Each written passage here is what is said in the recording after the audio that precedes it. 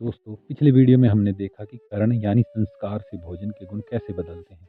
लेकिन क्या आप यह जानते हैं कि दो बहुत अच्छी चीज़ें भी अगर गलत तरीके से मिल जाएं तो शरीर में मंद विष यानी स्लो पॉइजन का काम कर सकती हैं। आयुर्वेद का तीसरा बड़ा नियम है संयोग।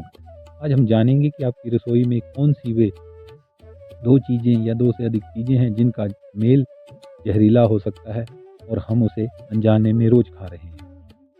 शास्त्र कहता है संयोगः पुनर्द्वयोर बहुनाम व द्रव्याणाम संहति भावः, यानी दो या दो से अधिक पदार्थों का मिलन। कुछ मेल अमृत होते हैं और कुछ मेल स्रोतों अर्थात चैनल्स को ब्लॉक कर देते हैं। इसका सबसे बड़ा उदाहरण है मछली और दूध। यह संयोग त्वचा रोगों और खासकर सफ़ेद दागों के लिए सबसे बड़ा कारण माना जाता है। एक और खतरनाक संयोग है शहद और घी। अगर आप इन्हें बराबर मात्रा में मिलाकर खाते हैं तो यह शरीर के लिए विष के समान एक मेल है।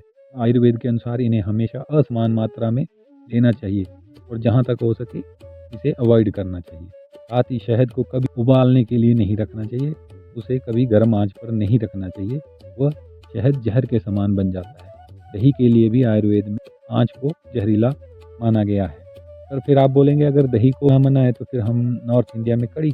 अब यहाँ आयुर्वेद का एक बड़ा नियम फिर से काम करने लगा। कड़ी सीधे दही से नहीं बनाई जाती। सबसे पहले दही को मथा जाता है और उसकी छाछ बना करके उसका प्रयोग किया जाता है। इसमें बेसन का संयोग भी किया जाता है।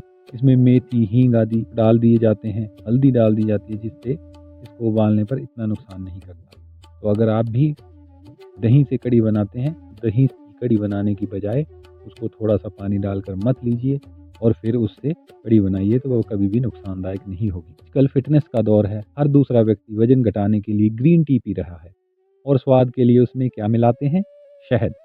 लेकिन सावधान, अगर आप खौलती हुई ग्रीन टी में शहद डाल रहे हैं तो आप अमृत नहीं मंद विष लो पॉइजन पी रहे हैं। आयुर्वेद के अनुसार शहद को कभी भी गर्म नहीं करना चाहिए। जब शहद का तापमान 40 डिग्री से ऊपर जाता है तो वह रासायनिक संरचना को बदल लेता है और वह शरीर के छोटे छोटे चैनल्स अर्थात छिद्रों को बंद करके विभिन्न प्रकार की बीमारियों को पैदा कर सकता है, जिसे आयुर्वेद में आमिन्स कहते हैं। यह टॉक्सिन्स आगे चलकर कैंसर, मोटापे जैसी बीमारियों का कारण बनते हैं। कभी भी दूध में भी नमक डालकर प्रयोग ना करें।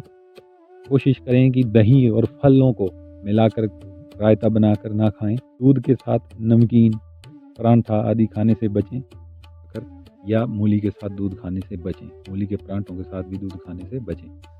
यहाँ खाने के स्वभाव अर्थात उसका वीर्य अथवा विपाक, जब दो अलग अलग स्वभाव वाले खाने पेट में पहुँचते हैं तो उनकी आपस में रिएक्शन होने से टॉक्सिन्स बन सकते हैं। संयोग को समझ लिया तो आपने बीमारियों से अपना बचाव कर लिया। अगले वीडियो में हम राशि की बात करेंगे अर्थात मात्रा, किस मात्रा में भोजन करना अच्छा रहता है और किस मात्रा में भोजन करना शरीर के लिए नुकसानदायक है, हम आपको बताएंगे। ऐसी अच्छी जानकारी के लिए सब्सक्राइब कीजिए आयुर्वेद।